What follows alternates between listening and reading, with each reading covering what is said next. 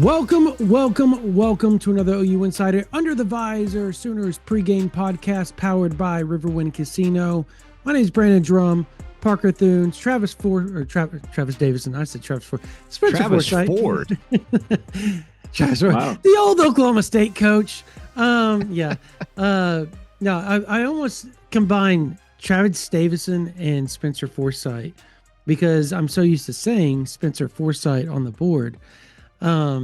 Travis Davison, Grill Boy, joining us as usual. It's a make or break game, playoff or bust. If you win, you still got a chance. If you lose, because of LSU being who LSU is right now, Oklahoma's 9-3, way to the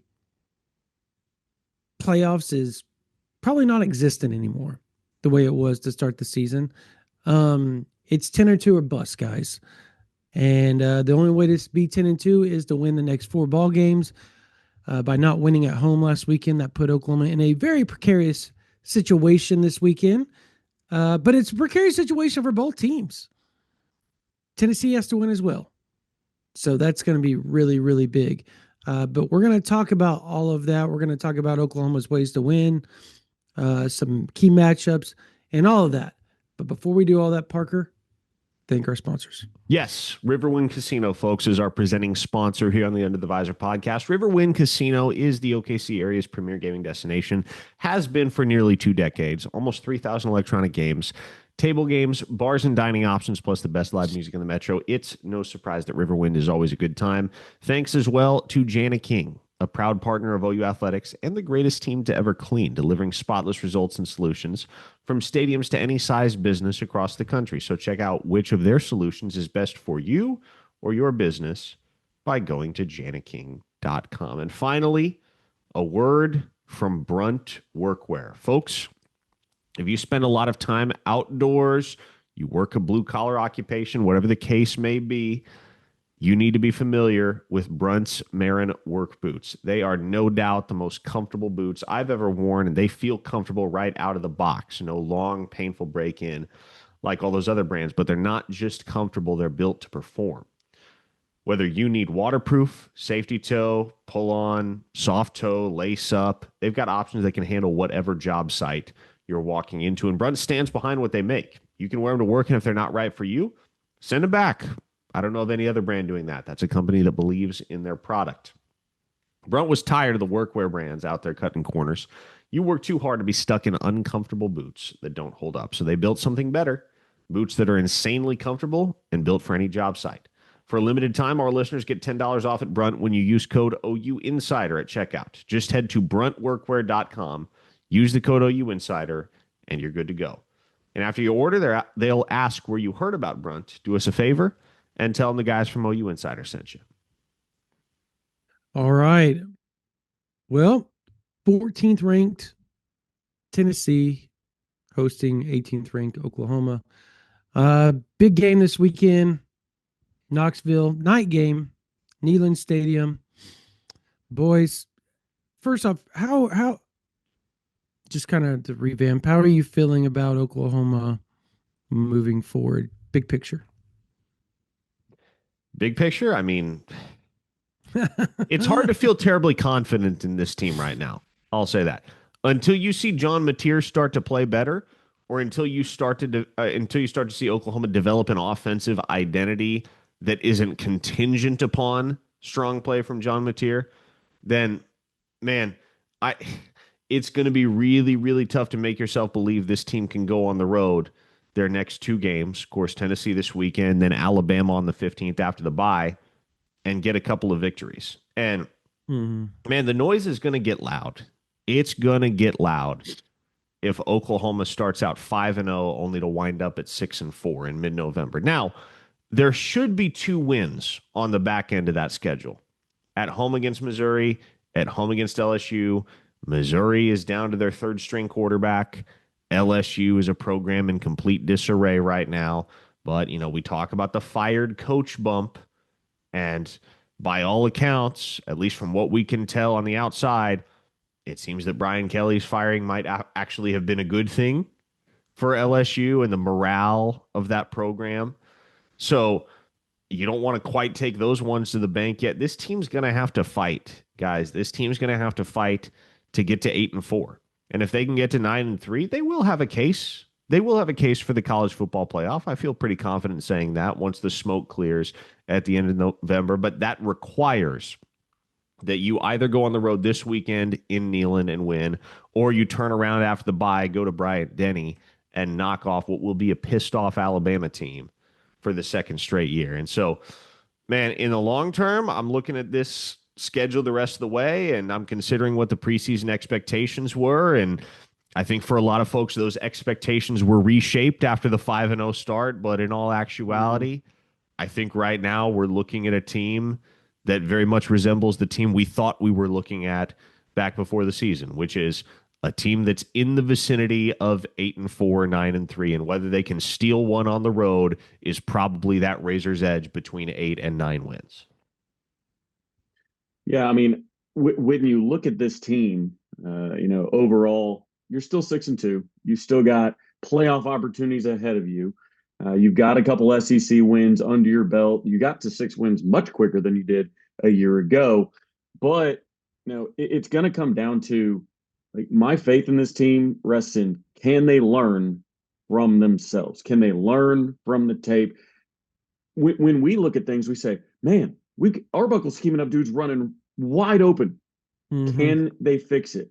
Man, Xavier Robinson's breaking off runs. He's looking good. He's running through trash. Can they stick with it?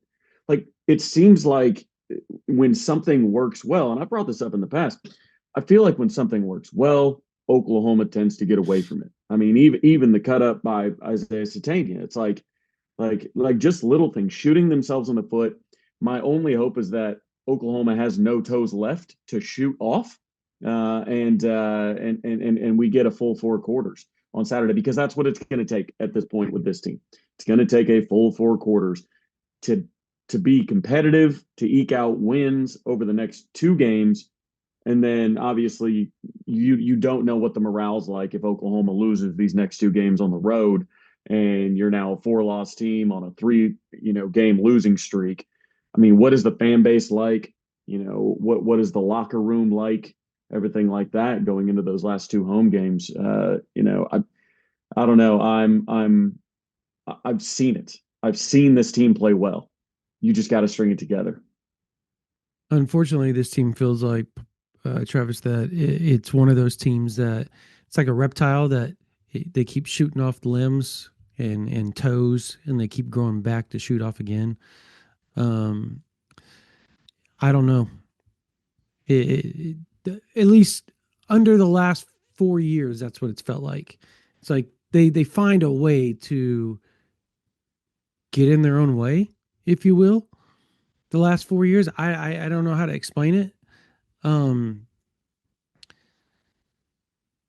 I yeah, this program, this team, when in every source has said it, when 10 isn't playing well, we don't play well on offense. And I get it, being that that's the quarterback. I understand it. But at the same time, you should have other ways to win. You should have other ways to come out with the victory. He shouldn't have to play really good for you to win. And the defense has put you in enough positions, particularly I think against Texas. Probably maybe not Ole Miss, because they, when you give up 34 points, there's really nothing you can say about the defense putting you in a position to where you had every opportunity to win, but they still had every opportunity to win. That's the crazy thing.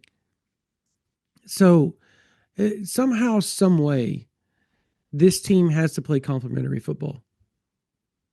When they do, we saw it against South Carolina, the same South Carolina team that took Alabama to the brink. The week before, Oklahoma absolutely trashed them on their home field. Trashed them. So like you said, Travis, we've seen it. We've seen Oklahoma do it. But I don't know. I got Parker's, thoughts on this last night on the live. Travis, does it seem like since John Mateer's come back that he's trying to do too much, take off more of a bite than maybe he possibly should? To me, yeah, there's a confidence issue, but at the same time, he has a confidence issue, and at the same time, he's trying to regain that vibe that he had prior to the injury, where he was the guy in college football and trying to take off a big chunk instead of the easy stuff, trying to make that wow play, that big play that ends up costing him when a 5 yard hitch route may be able to take it to the house. The simple play, maybe the big play, and he's trying to make the wow big play. Is there maybe something to that? Because we've seen him try to do way too much on a lot of drives where the most simple play is going to keep that drive going. No, I disagree. Mainly because I don't think he's trying to make the big play downfield. Sometimes I wish he was trying to make the big play downfield. Well, I'm even talking with that, his that legs, touchdown, man. no, I get it. But the touchdown to Isaiah Satania, Jaron Kanik doesn't have anybody within 15 yards of him, and he's walking into the end zone if he looks left. But part of the issue, and I think that play is maybe our best example of it, is this guy trusts Isaiah Satania to make a play. And I think I use the word trust a Except lot. for 4th and 5. Well, where was he looking on that touchdown, Brandon? So he's looking at Isaiah Satania the entire time. Kanik comes open to the left, wide open. Oh, yeah. And he's just staring Satania down. And literally, he's like, no. Like, he's directing traffic. Like, you've got other receivers on the field, man. And maybe it's not just Isaiah Satania. Maybe it's just the read you think is going to be open. And that's where it is. It's, hey, look, I think this guy's going to be open based on this play call. And he's not progressing through anything post snap. It's, I mean, you see it later in the game where, yes, he completes a pass to the left for barely a first down. They barely get to the sticks. And they've got, a wide receiver running scot-free, easy touchdown, right? Obviously, you end up scoring on that drive. But it feels like John Mateer doesn't trust himself to see it. And I don't know if it's every time he gets on tape and says, oh my gosh, I missed this guy. Like, I need to find the open guy, but in my mind, the open guy is going to be this guy, and he forces it. Like, there were multiple times in the second half last week, the 4th and 5, others that are like, you've got either, a wheel route, something out in the flat, you've got something that's available to you, and you're not even looking that way. Because the problem is he sticks on his guys. I mean, again, you go back to that play, obviously, no blood, no foul. Isaiah Satania ends up scoring on the play, but he made the wrong decision, flat out. I mean, stares him right across, and instead of just looking around the field, he is taking his one receiver he's bent on throwing it to and making sure he moves to where he can get it to him. And I think that's part of the issue is I don't think he trusts a lot right now. I don't know if it's the play calling he doesn't trust. I don't know if he trusts his protection. Maybe he knew Ryan Foje, true freshman coming in there, starting at right tackle. Michael Fasusi's had his struggles, his growing pains at left tackle. Maybe he thought, hey, man, I'm a one read and out kind of guy today. I think Ryan Foje actually proved to him, hey, you can trust me to protect you. Like, you have a pocket, stand in there and throw the ball. But, I think that's part of the issue. I do think there's a confidence issue a little bit. And that goes with, like what you said, you were the man before the surgery, right? You were the man during the surgery. Dr. Shin was the man, during the surgery. But now I think he's having to find himself a little bit. This is the biggest adversity he's ever faced, right? I mean, Washington State wasn't on the map enough for him to really face adversity. Now you are a daily topic on national sports talk. I mean, hourly, it seems like, hey, what's wrong with the hand? What's the confidence like? Can't win without him. So he's got to step up and just man up, see the field, trust your protection, trust your play call, go through your progressions, and hit the open guy. Because Arbuckle's scheming up open guys. There's open guys running down the field. So where that goes is you have to trust it because he's locking onto one guy, whether that be Satania or Gibson or Burks or anybody else. And he's just, if they don't get open, and then part of the problem is, I tweeted about this, the receivers they stop running their routes. If the route doesn't go well, There's no screen, like there's no backyard play. There's no like break it to the end zone, or there's no come back to John to try and show him your hands and give him a target. It is once your route's done. All right, John, I hope you can run for it. He breaks the pocket enough to where he's able to make plays downfield. You see it in the NFL every week. You see it with Baker. You see it with Patrick Mahomes. You see it with Jalen. You see it with Josh Allen. You see it with Daniel Jones, for goodness sake. Like, if you break contain in the pocket, NFL wide receivers try and continue to get open. Mm-hmm. And I feel like Oklahoma, their receivers, once the route doesn't work, they're like, I guess we'll try again next play. John, run for it. This should be fun to watch. It's just crazy to me. Well, the thing you talk about, the post snap, what's worrisome to me more than anything else is that this is his third year in this offense. That, guys, that's scary that you can't see the damn field. And this is year 3? Bruh. Like that's not good. That's not good. And we heard, the funny thing is like, people talked about his propensity in the offseason or preseason. He didn't throw a lot of interceptions, but he would throw some against Oklahoma's defense that we now have seen has not turned the ball over much this season of the opposing team. But he was doing it. So what is the game? I don't know if the level of play just ratcheted up so fast in the SEC that he just is trying to adjust. I mean, I really don't understand it. He went from what we saw against Michigan, what we saw against Auburn, who we've seen Auburn take a lot of teams to the brink, like really good teams to the brink. And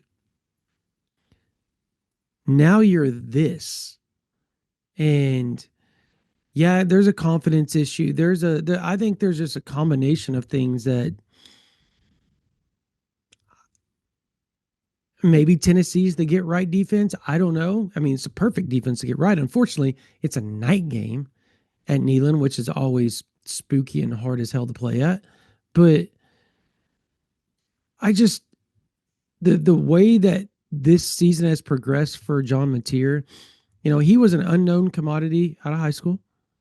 He was an unknown commodity up until last year, the end of last year, mind you, at Washington State. Are the lights just too bright, maybe? Like, did they get too bright? Is that something? Because year 3 in this offense that he called an easier offense than a lot of other places just the other day. Uh-huh. Those words came out of his mouth. Well, I would say, okay, we have empirical evidence to suggest that it's not that the lights are too bright for John Mateer, because we saw him lead a game icing drive against Michigan that milked almost the entire final, 7-8 minutes off the clock in that game. We saw him lead a game-winning drive against Auburn when Oklahoma was faced with a fourth-quarter deficit, a late fourth-quarter deficit, and they had to go have a score. They had to have at least a field goal. He got him a touchdown. And so what's the common denominator between those two instances, though? They both happened before the surgery. Yeah. And ever since the surgery, John Mateer's been a different guy. And to me, here's the best way I can diagnose it right now. I don't know how much the thumb is impacting his game. I don't know how much the knee is impacting his game. If you take John Mateer's word for it, they're not impacting his game at all. But his confidence is shot right now. Mm-hmm. I mean, it's almost like the same conversation we were having a year ago with Jackson Arnold. And John Mateer has not been Jackson Arnold. I'm not making that comparison, but there's plenty out there. There's receivers creating separation. There are schemes from Arbuckle that are getting guys open, and Mateer's just not seeing those things. Yeah. He's not processing well. And ultimately, here's what it comes down to for Oklahoma against Tennessee. It'll come down to exactly what it came down to against Texas and against Ole Miss. Because when you look at the play of John Mateer, his 2 worst games have come against Texas and Ole Miss. But the particular aspect of those performances that has been decidedly subpar is situational excellence. And I think the other common denominator is you flip over to the other side of the football. It just so happens that Oklahoma, their defense's worst 2 games of the year in terms of situational excellence have come against Texas and Ole Miss. The statistic that I'm going to be watching this weekend when Oklahoma goes to Neyland Stadium is third down conversion rate, because Oklahoma really struggled to get off the field defensively on third down against Texas and against Ole Miss. They wound up losing the time of possession battle decidedly, handily. And that defense started to get a little worn out, tuckered out at a certain point. And the floodgates kind of opened up for both Texas's offense and Ole Miss's offense, and they were able to continually find more and more success against Oklahoma on that side of the ball. But for John Mateer, man, even just rewatching the Ole Miss game yesterday, there are so many instances where Oklahoma is in a gotta have it type of situation, and Mateer just kind of looks lost at sea. Now, to be clear, it's not all bad when you look at the tape. It's really not all bad. He made some great throws in that game. He made some great reads in that game. But when all the chips were down and Oklahoma needed one, man, John Mateer couldn't make it happen against Ole Miss. And you talked about the play, Travis, where he does wind up hitting Satania for a touchdown, and you have Jaren Kanak wide open on the other side of the field, but the play goes for a touchdown, right? So to a certain extent, you can't beef with that. But I even look back at a play like the first snap of Oklahoma's final offensive possession, where John Mateer has Giovanni Gibson in the hole in the cover 2 down the far sideline, and that's a gain of maybe 20, 25 yards. If he puts it on Giovanni Gibson, he just airmails it. Mm-hmm. And those are the types of things that right there is going to be the razor's edge between victory and defeat in the SEC. Can you make those plays in those moments? You can talk also about the 3rd and 5 play on Oklahoma's penultimate offensive drive, where Jaren Kanak is open on that corner route and has a step on his man, and Mateer misses him. Or the very next play where Satania in man coverage running the zig route is such a mismatch and has been all year, and Mateer doesn't even look his way, tries to force it to Giovanni Gibson. So to kind of tie a bow on this whole little diatribe, John Mateer has to make the plays when it matters. And that's such a simple thing. But Oklahoma has a quarterback right now that made plays when it mattered through the first 4 games of the season and has not made plays when it mattered in the Sooners' 2 losses over the last 3 weeks. Yeah, I think you bring up the good point about when you make the play. I always look at, even on our defense, like when it comes to creating turnovers, when it comes to finishing pressures, it's who's going to go make a play? Who's going to go make a play that's going to make a difference in this football game? And early in the season, it was John Mateer, man. He was, John Mateer on one side and R. Mason Thomas on the other. And it was, John Mateer would lead that final game-winning drive, right? Or the defense would finish the game, with a safety or with lots of pressure, things like that. But like Ole Miss just didn't have it, man. You bring up Mateer, the defense had a rough day. Some one-on-ones, obviously they lost, but they weren't able to get home on Trinidad Chambliss. And I brought it up during the game. I looked at the person next to me, and it was after, some massive pressure. The Chambliss gets rid of it. And I was like, everybody, the whole stadium's juiced, big pressure, the defensive line, they're beating their chest. Yeah, man, we pressured him. Cool. It's 2nd and 10. Like, you have to close the deal. You have to get home. You can force incompletion, sure, that's fantastic on 3rd and 10 and whatnot, but you need to sack him. You need to make it 2nd and 18, not 2nd and 10. You need to do that, because the problem is, if those pressures don't get home, then Joey Aguilar is going to dice you up. I mean, they are great at explosive plays, very highly ranked nationally in explosive plays down the field. Oklahoma is going to have a lot of single coverage. It's awesome and dandy to get pressure and everybody gets excited. You have to get home. And that's what they didn't do against Ole Miss. So they weren't making plays on the defensive end. And then on the offense, the only guy that was out there like, hey, go make a play, really felt like Xavier Robinson. was like, hey, I'm going to go make a play. And he did. And what breaks my heart about that particular, situation in the second half, the whole offensive staff, Twitter wanted to fire him at halftime, and rightfully so. It looked awful. But the shining light, the Oklahoma kid from right up the road was going to put Oklahoma's offense on his shoulders and get them back in the game, and he did. And what was his reward for getting them back in the game? Take the ball out of his hands. Start running it with John Mateer. Start forcing the ball in to receivers that aren't open, or airmailing it to receivers that are open. So that's what's frustrating. I think we always get in this hot shot OC world that I got to prove I'm smarter than the other guy. I got to scheme it up. And I think there's some pressure on Ben Arbuckle as a young OC, being across the field from Steve Sarkisian and Lane Kiffin and these guys that are, championship level play callers as OCs. Like, I think he feels a little bit of pressure and says, man, I have to really impress with a play call. No, it's impressive when you just stick with what works and make them stop you. I agree with what you're saying. I think that there's I know actually there's some of the run game where John pulls it, right? Like, instead of just handing the ball off to the running back, he takes it upon himself to with his legs in a zone read.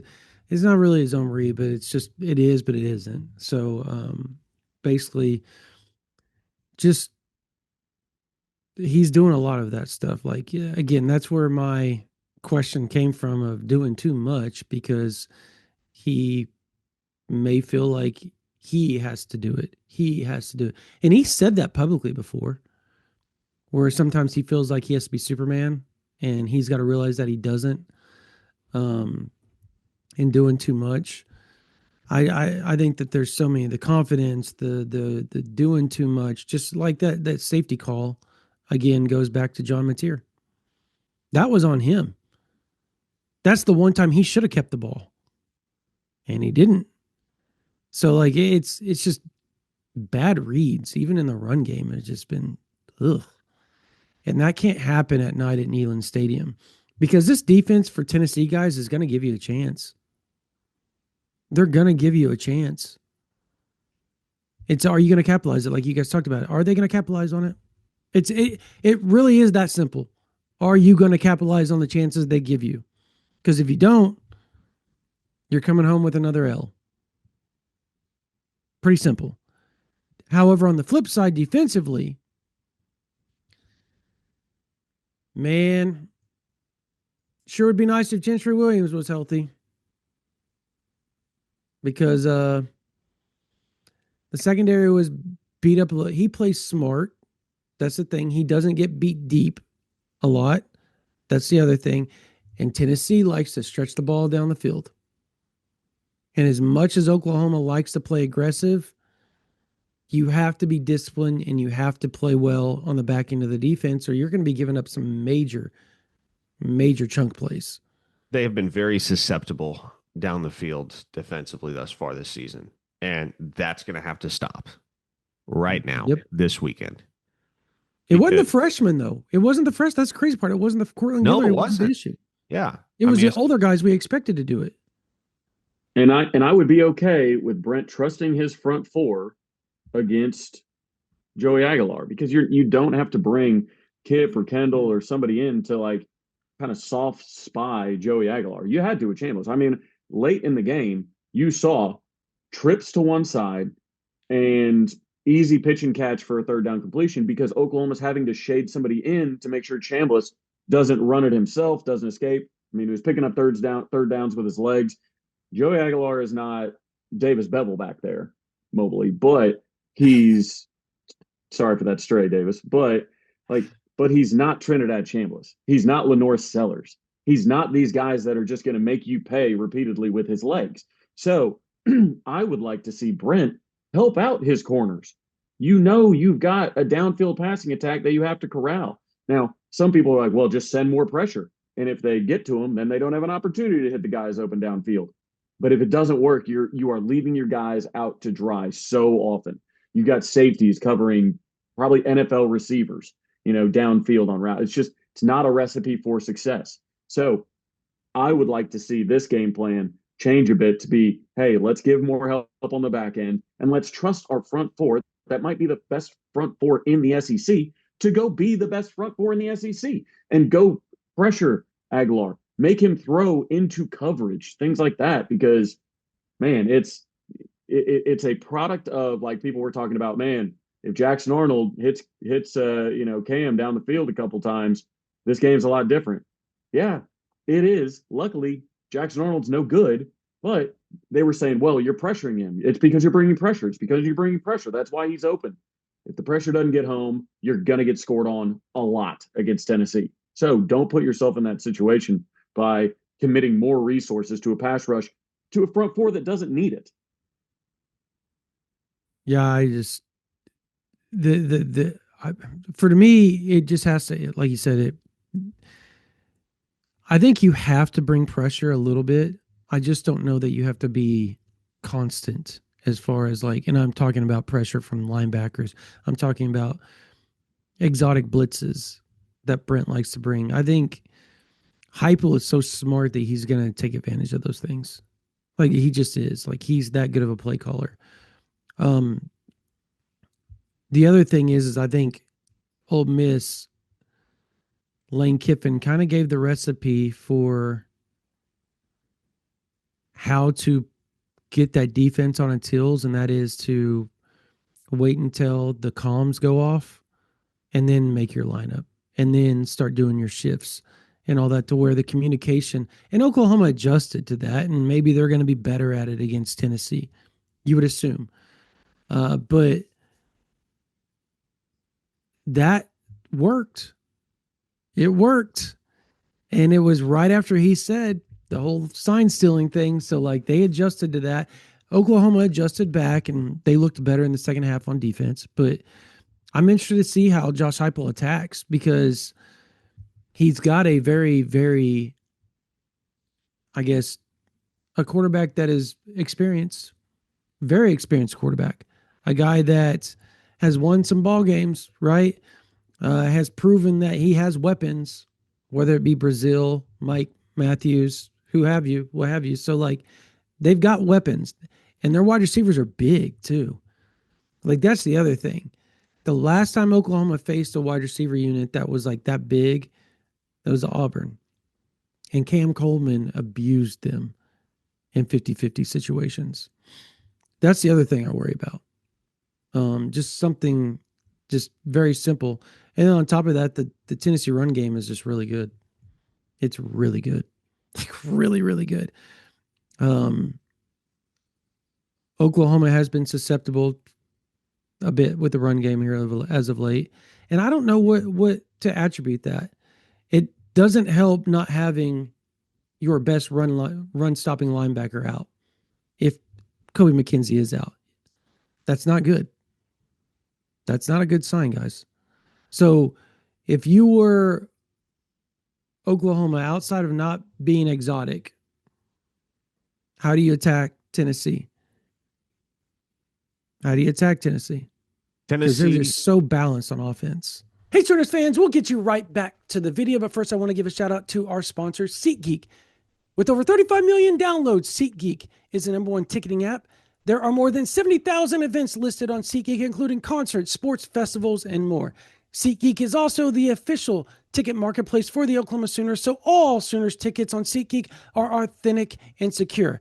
I love using SeatGeek. We already used it with my family to buy Oklahoma Sooners home games. We are going to use it again for Missouri and LSU. We used it for Shane Gillis earlier this season. The concert. We used it for Dave Chappelle. We used it for Oklahoma City's professional team. When they were making that run for the title, we used it. SeatGeek is not just a place to buy tickets, but it's also a place to make sure you're getting a good deal on your purchase. So if you're wondering if you're spending too much or being overpriced, SeatGeek has your back.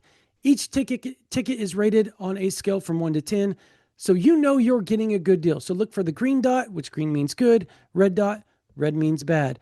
Plus, every ticket is backed by their buyer guarantee. After we tell you all those cool features, of course, OU Insider has a code for you guys. So you can use the code OU Insider to make sure you get your 10% off your next ticket purchase on SeatGeek. That's 10% off any tickets with the promo OU Insider. Make sure you click the link in the description to download the app so that you have the code automatically added to your account so you can use it later. Thank you, SeatGeek. Yeah, I mean, where are you going to have to attack Tennessee in this football game? You're going to have to attack Tennessee with your offense. I mean, that's where it's going to have to start because make no mistake, the Volunteers are going to try to run away from you early. The Volunteers are going to come out in the first quarter, try to hang a couple scores on the board, put some distance between themselves and you, and they're going to try to get that crowd roaring and just ensure that Oklahoma kind of stays down and out. Yeah. Throughout the remainder of the football game. And so I think it's going to be incredibly important for Oklahoma in this football game to put points on the board early. And Tennessee has a very vulnerable pass defense. I want to say they rank 117th, something like that in the country in pass defense. They're outside the top 100 out of 136 FBS teams. And so you can get the Volunteers through the air. You can have success against this defense through the air. And that's why, again, I hate to come back to it because it feels like at a certain point you're beating a dead horse. This has to be the get-back game for John Mateer. This has to be the game where John Mateer starts to look like himself again. Because you have the chance for immense success in the passing game against a defense that has been as Swiss cheese, if you will, against the aerial attack this season as the Volunteers have. Yeah, 124th is where they rank in pass yards. So even worse than what you thought. They've been rough, 112th defensively in points per game, 101st in yards per game, 110th in explosive plays downfield, plays of 20 or more yards. And I think that's a good point, Parker. I think when you change your perspective of, like, let's use Texas, for example. Really good defense, right? Well, when you look at what you have to do on defense, knowing that your offense is going to have to go against a very good defense, it changes the calculus. You need to be able to, put them in put them in long fields. You need to create turnovers. You need to have sacks.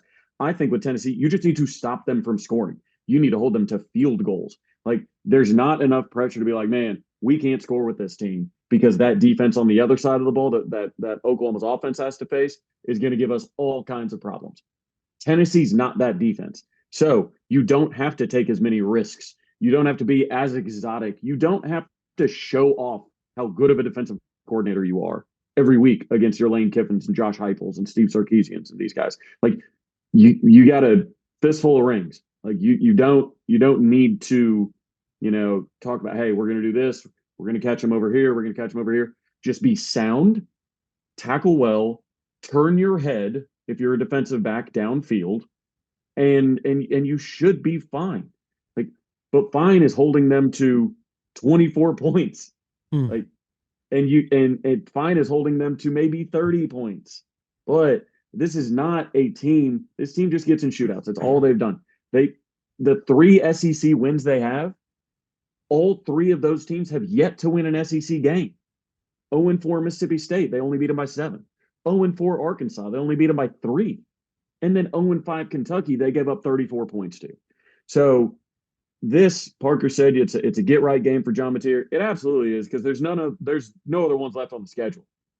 And I know it may sound crazy, but if John Mateer goes out there and he can't do a lick against this defense, and we're seeing wide open runners go down the field and he's not looking their way and he's forcing things and he's pulling on options to run right into a defender, I would entertain putting in Mike Hawkins and just see what you have. I know they want to keep that red shirt and they keep on running out Whit Neubauer out there, but at some point against this defense, you need to be able to put up points. And if you're not going to put up points against this defense, I'm looking down the schedule and it gets real dark real fast, guys.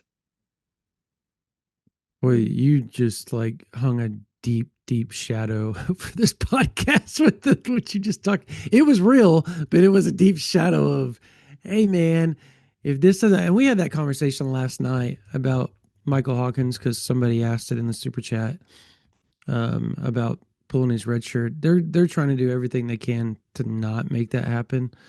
But yeah, you've got to figure something out. If you go out there and you 3 straight drives, you come up empty handed.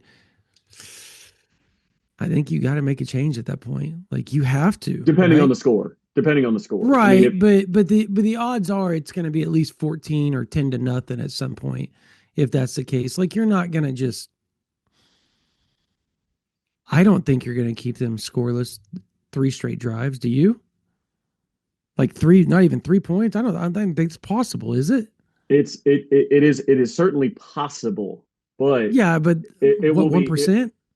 be impossible if you are taking unnecessary risks and out there playing reckless and things like that. It's impossible if that's the case.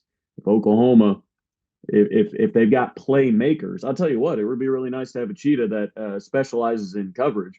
Maybe I don't know the former number one JUCO corner in the country.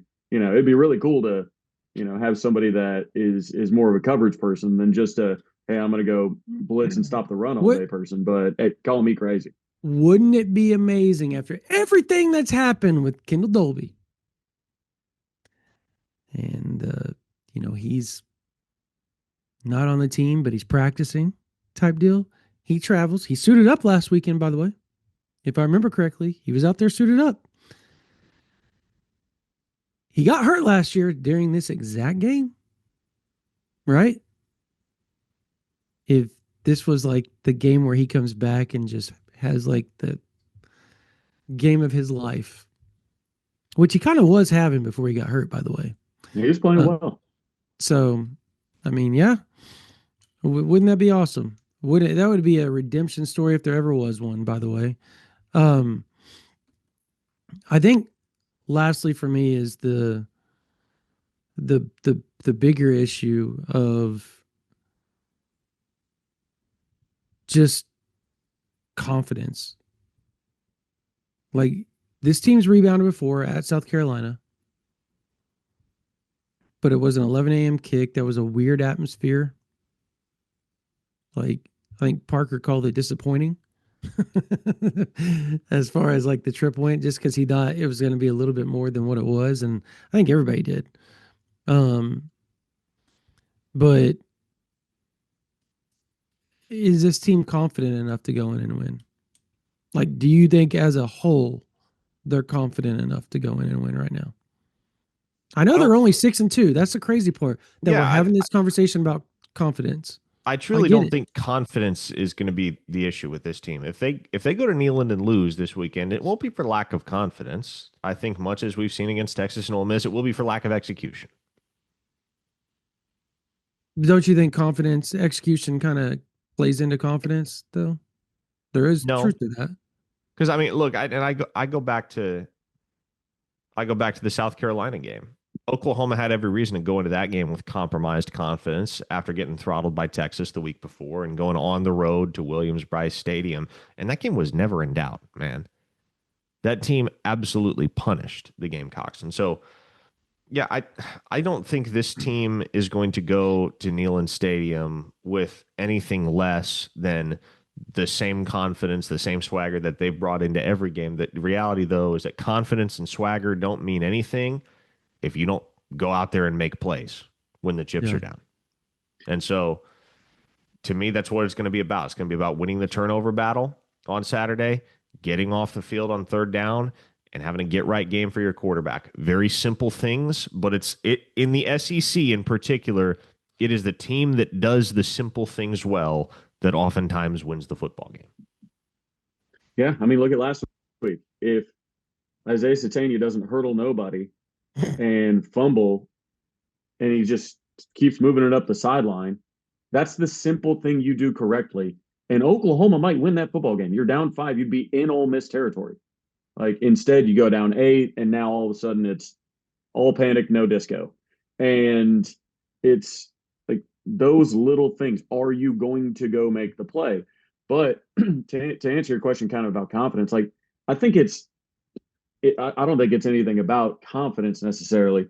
I do think, and I had it, a week ago, I think I said, I think there are a lot of football players that would rather go like shut up a road crowd after a loss. I mean, we saw this Texas going to South Carolina again, sleepy start, but South Carolina fans were still there to start the game. So, and sandstorms going and this, that, and the other. But like, I think, and this was proven by Cortland Guillory's interview, he Yeah. said, I'd rather go, I'm That's my paraphrasing, question. Yeah. but hey, I'd rather go shut up a home, a visiting crowd as opposed to, sometimes being at home. And like, I know fans would be like, oh man, taking a shot at home. But no, that's not at all. It's just the mentality of these guys. It's every one of us. Every one of us wants to prove the other one wrong. There's a reason that in the comments of this podcast on YouTube, there are going to be people that say, I tried to tell you, I said this 6 months ago and Mhm. you all called me crazy because Americans or humans are just built on this. I want to prove you wrong and prove me right. I want to shut you up. I want to prove that this, that, and it's just human nature. So I think that bleeds into the football side of, hey, look, we want to go shut up that rowdy stadium. The iconic images of Baker Mayfield, they were on the road, right? I mean, you look at the Tennessee game, him shushing the crowd. That's an iconic Baker moment. Planting the flag. That's an iconic Baker moment. Like you look at these situations, the road brings something out in you. And I think there's an opportunity for this team to have that kind of brought out of them against Tennessee this weekend. Mhm. No, I agree with that. I just think that sometimes execution their confidence does play in execution at times, particularly with the offensive line. I mean, that is and then we've seen with John Mateer not executing. I think that, and we talked about him not having confidence right now or whatever the injury.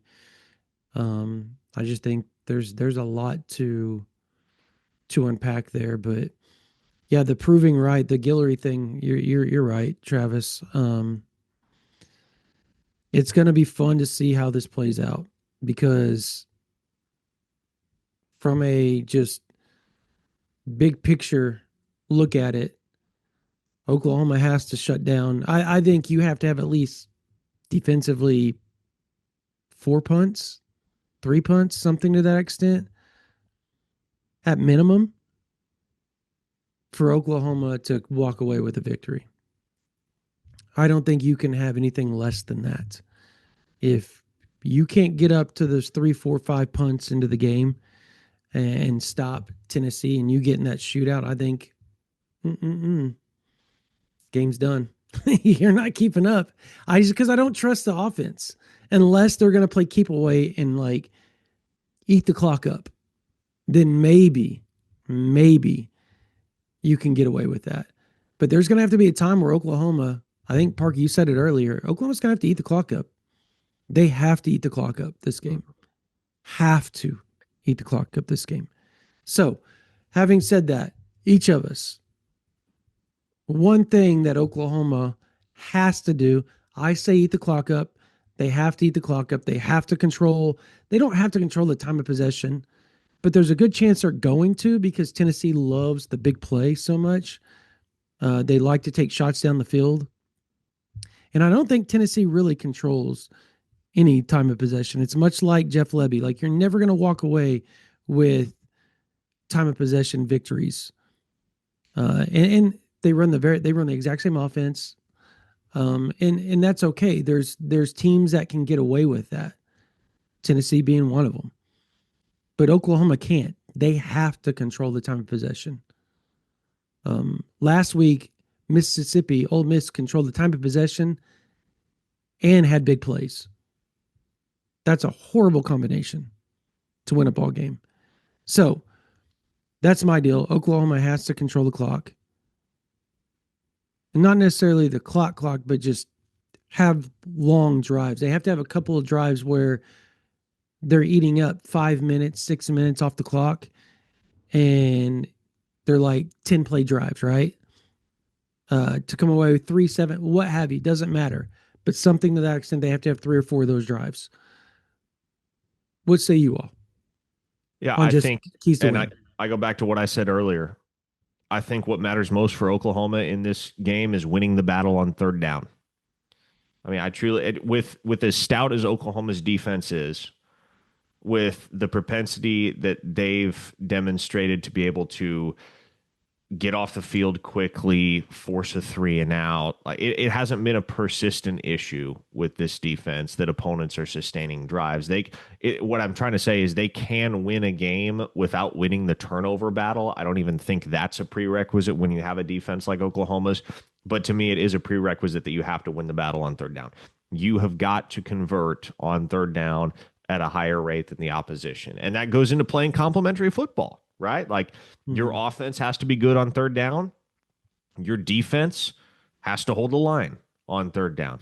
And that, to me, Brandon, kind of plays right into the controlling time of possession conversation. But both of those things, I would say, all of these things that we have discussed add up to a scenario in which Oklahoma is well positioned to go on the road and control and win the football game. Yeah, I think the most important thing, and it's going to sound kind of funny, but special teams mistakes. And I know everybody's going to look at Isaiah Satania's fumble. That's obviously the most apparent one, the one that's in bold, highlighted everything. The fumble that basically seals the loss for Oklahoma. But think back to all the penalties Oklahoma has had on punts. Oklahoma is getting holding calls on fair catches. Like it's wild, and it's setting us back. I mean, when you look at the safety that Oklahoma had, they were back in their own territory under the shade of their own goalposts because of penalties. The first of which was a special teams penalty. I know that Oklahoma doesn't rank at the bottom of the list in penalties per game, but it feels like every one of them is on special teams, and it puts you back. And I don't know if that's putting pressure on Isaiah Satania to feel like he has to try and make a play because it's been such a net negative. But in my mind, special teams are going to be massive in this one. They always are, but a magnifying glass is going to be on them because you're going against a potent offense. You cannot give them short fields. You cannot afford to turn the ball over. And your own offense, you don't want to put them in a lot of 85-yard drives. It's not a recipe for success. So limit special teams mistakes. I'm not even asking them to return one for a touchdown. Just make your field goals and don't make mistakes or penalties on special teams. I know people in the comments are going to be saying, well, what about John Mateer playing well? Like, that's a key to the game, and I get it. But we've already talked about that. So there was no point in rehashing that as a key. We said that was the number one thing earlier. So there was no point in rehashing your quarterback playing well is pretty much a key at every level of sports or every level of football. So yeah, I know. But I mean, there's going to be somebody in the comments that said, you guys didn't talk about John Mateer as one of the keys to victory? Like, no, we did, to start the podcast. So, all right, let's make some predictions and predict this ball game. This weekend turned out to be quite the dud. To start the year, I'm just going to name some of the games that are this weekend that look like they were just going to be off the charts amazing. Let's start with Penn State, Ohio State. Miami, SMU, Georgia, Florida, Texas Tech at K-State. I mean, South Carolina at Ole Miss. Like, you can keep going on and on, guys. Like, these games looked massive to start the season, right? This looked like the greatest weekend of college football. USC at Nebraska. Oklahoma and Tennessee, at least that lived up to somewhat of the billing. It's still one of the biggest games, if not the biggest game of the weekend. And then Cincinnati at Utah. I don't think anybody saw that on their bingo card of being one of the bigger games, but here we are, college game days at Cincinnati at Utah. Weird as it gets, which will be called by none other than Dusty Dvorak, from what I am told. So, and then obviously Vanderbilt at Texas, that lived up to the billing. But Man, this looked like the weekend of college football. Remember? Like week 10. Can't wait for it. It's going to be amazing. Sucks. So let's just talk about a few of the ranked games. Vandy at Texas. I'm going to just go ahead and pick Vandy. I'm picking Vandy as well. I think Vandy gets it done. I mean, Texas has been, and it's really, really unfortunate that Oklahoma played the way that they did against Texas, because when it's all said and done, that is almost certainly going to look like the worst loss on their schedule. Texas is not a good football team. They are incredibly flawed. It's still not clear as of Thursday morning here whether Arch Manning is going to play or if they're going to have to rely on the backup, Matthew Caldwell. Either way, I think Vandy has the juice to go into Austin and get a win. I mean, to me, and that's the game, right, where if the Commodores win, they stretch this thing to 8-1. It's no longer a cool, fun little early season storyline. No, like Vandy's a legit college football playoff contender. Yeah. Yeah, I'm going to rock the boat a bit. I'm going to pick a Matthew Caldwell led Texas team to get the win over top 10 Vanderbilt, mainly because I think it's the funniest outcome. I think it's the outcome that's best for content, because Arch Manning just got taken to overtime by winless Mississippi State in the SEC and winless Kentucky in the SEC. Two of the worst, but probably the two of the three worst teams in the SEC got taken to overtime. Arch did. And if Caldwell comes out and gets a top 10 win, I mean, how do you go back to Arch? I mean, I know you have to, but if Caldwell goes out there and has a great day, I mean, what is that? What is that? Sark is going to almost wish against that. He's like, man, I don't want that kind of drama in my life. You know, I think it would be the most entertaining outcome. So I am wish casting that as my pick. Matthew Caldwell, 3 touchdowns, 300 yards in a win over Vanderbilt. Would it not be hilarious? And I'm not saying Arch is going to transfer, but like if that came to fruition where Matthew Caldwell goes in and wins and they stick with Matthew Caldwell because the offense looks just so much more smooth underneath him, he transfers and he goes to Ole Miss, and Kiffin is almost assuredly forced to at least have a competition with Chambliss being so good, and Arch not end up winning that job. So a few things wrong with that. First that? off, Austin Simmons is also going to be in the mix for that Ole Miss job. Is Austin Simmons going to stay, though? Well, secondly, Kiffin's probably not going to stay. I understand that. I'm having fun with the hypothetical. I'm having fun with the. Just stop, I was about to say, yeah, Matthew. Even if Matthew Caldwell gets named the starter, it's only for the rest of this because he's out of the eligibility at the end of the year anyway. So. Oh yeah, I forget he's older, man. Because it feels like he's just got there. Dang. Well, he did. This is his only. It will be his only season at Texas. But yeah, he's a veteran. What year? What year? Really? Why did I think he was a junior? That's crazy. Probably because I haven't watched him play all that much, to be honest with you. But yeah, well, the transfer thing would be like just because I mean, does he beat out Lacey though next year? I mean, that's Texas. I mean, that's going to be. We'll have to see.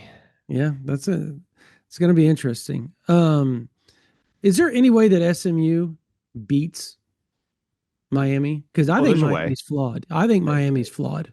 Horribly flawed, actually. Horribly flawed. There's a way. I would take Miami to win the football game, but I would concede there's substantial upset potential there. I'm going to take SMU. I think this is a game that SMU starts to get right.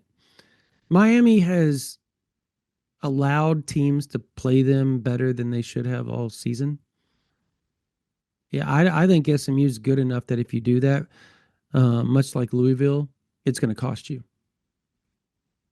And since it's at SMU, I'm going to take the Mustangs. Travis, I'm going to take I'm going to take Miami, but SMU covers. I think 11.5 is a little too much, but it's a lot. I see Miami winning by a touchdown. South Carolina at Ole Miss does it's a night game, unfortunately, for the South Carolina Gamecocks. Lenore Sellers, they almost beat Alabama. Can they go back to back and scare the crap out of Ole Miss? No, no, I don't think so. Agreed. I think at this point, I think Ole Miss is finishing the regular season 7-1, or I'm sorry, 11-1.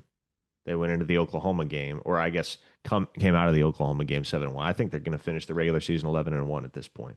It's weird because last year was the year they were supposed to be this good. They're I just know. And now this year they are actually this good with a D2 transfer at quarterback. It's crazy.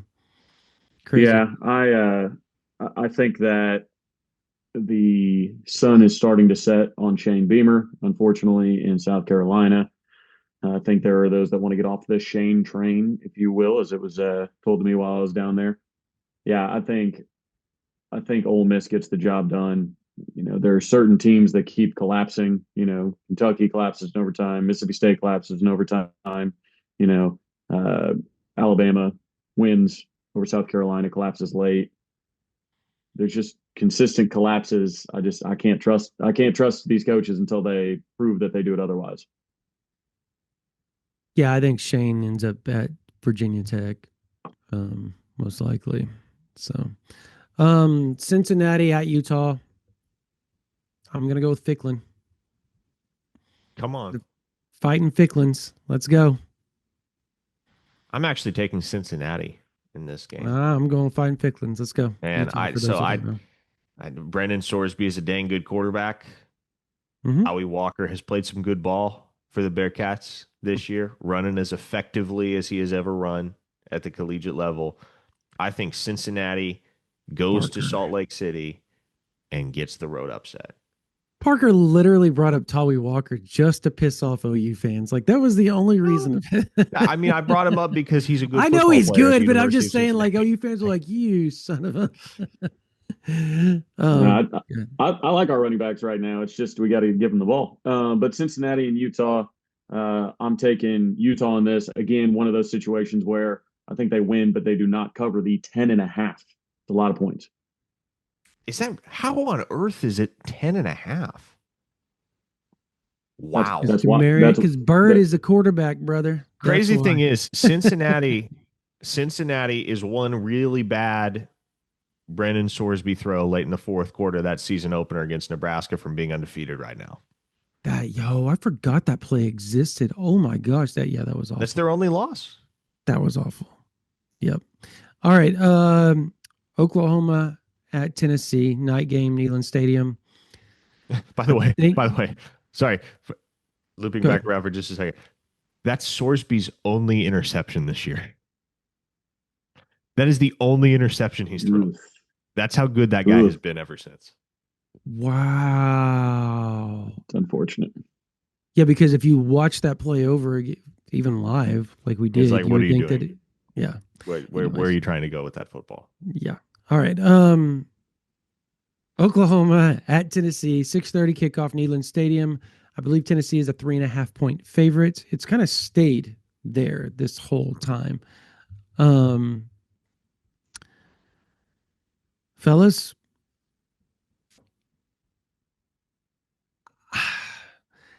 I don't trust Oklahoma. I'm just going to say that. Like, I don't trust Oklahoma at all right now. However, something tells me, I don't know what it is in my gut that tells me that this is one of those games where everybody in the country has kind of written Oklahoma off. And they're just going to show up and do just enough to walk out victorious on Saturday night. Just enough. I don't know how it's going to play out. I do think Mateer plays better. He plays well in night games.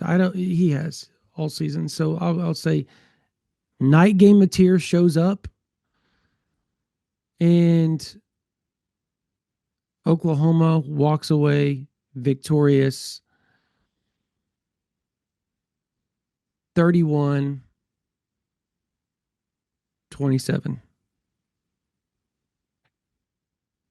All right. Well, I'm glad you went ahead and picked Oklahoma so we can have somebody that will. It's not going to be me. Yeah, I don't trust him. I'm totally doing that just because. I can't in good conscience pick Oklahoma to win this football game Yeah. this weekend with how they have looked recently, with how John Mateer has looked recently, with the reality that you are going on the road to Neyland in front of 100,000 fans decked Mm-hmm. out in black in prime time. To me, man, this is, and I know it'll be the day after Halloween, but there are there are some spooky vibes about this game. Like you better be on your P's and Q's. Otherwise, this is the type of game where things could snowball out of control quickly. And so uh I think Oklahoma's competitive, to be clear. I don't think they get blown out. I think this is a fight for 4 quarters. But ultimately, I maybe could talk myself into Oklahoma winning this game against an opponent like Tennessee if they were on their home field in that environment in Knoxville this weekend, especially just not knowing what you're going to get at this point out of John Mateer. I got to take Tennessee. I will take the Volunteers to win this game. Let's say 34-23. Yeah, I think of the possibilities, if we're Doctor Stranging this and going through all the possibilities that could happen, I'm not sure you would see one where Oklahoma is the team that blows out Tennessee. I think there's a possibility that Tennessee's the team that blows out For Oklahoma. sure. You know, when you look at those possibilities, I'm not counting on a blowout from either team, but for all the reasons Parker stated, really, I mean, I know the team wants to go shut up the road crowd, but and it takes high level execution to do that. And I just haven't seen anything from Oklahoma in these last few weeks that proved to me that they can execute at a high level. So I am going to go, let's go Oklahoma 24 and Tennessee 31. Yeah. I mean, like I said, I don't trust Oklahoma, but there's just something. I don't know why my gut's saying like this is that game that they do something that nobody expects. But you guys are right. I totally agree with if things get out of hand, it's going to be Tennessee making it out of hand, and it could get out of. I think if they get up by 2 scores, it gets nasty, nasty. Talking about Tennessee, straight nasty. Like I think that's scary. In that place at night, 100+ thousand people, you're asking for it at that point. Just straight asking for it. If that just real quickly, if that does happen, let's say Oklahoma gets blown out.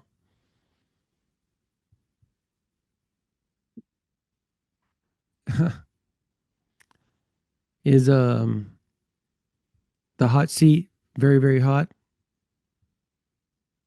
It warms, Certainly, certainly. certainly gets warmer. Yeah. It warms. I don't, I don't have any reason to believe that anything would happen imminently. Be a bye week. That's been the just kidding. Yeah. I know Brent it's not Venables gonna ain't getting happen. fired this weekend. I know he's not, but anyways. All right, that's going to do it for this version of the OU Insider Under the Visor. Sooners pregame podcast powered by Riverwind Casino. If you're not subscribed to whatever podcasting platform or this YouTube channel, subscribe. Hit the like button, hit the subscribe button, give us 5 stars. Thank you so much for listening. If you're not subscribed to OU Insider, go over to ouinsider.com. All you can do is type in ouinsider.com in the URL. Click that green button that says join now. It'll send you to a page where you can click and join for just $1 the first week. $1 the first week. And not only get OU Insider and all of On3, but you get the athletic complimentary of OU Insider and On3 as well for a whole year. That's a great 2-for-1 deal. It's an amazing deal. Plus, you only have to try us out for $1 the first week. If you're a college student, doesn't matter if you go to Timbuktu University, Oklahoma State, doesn't matter. We've got a bunch of Oklahoma State fans, Oklahoma State students, on our board, taking advantage of this. Texas, we got a couple of people that go to Texas A&M. We got Harvard, USC, like some crazy amounts of OU fans all scattered all over the United States taking advantage of the OU Insider $1 a month for 3 months for students promo.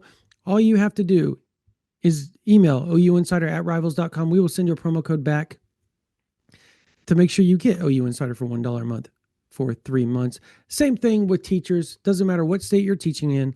Doesn't matter if you're in Texas, Oklahoma, whatever. If you teach preschool through 12th, send us an email from your teacher's email account, ouinsider@rivals.com, and we will send you a promo code to make sure you get OU Insider for $1 a month for 3 months. Same thing with active duty military. Doesn't matter what branch you're in, send us an email, ouinsider@rivals.com. We will send you a promo code to make sure you get OU Insider for $1 a month for 3 months. All right. For Travis Davison, for Parker Thune, my name is Brandon Drum. That's going to do it for this version of the OU Insider Under the Visor Sooners pregame podcast powered by Riverwind Casino. Have a blessed day.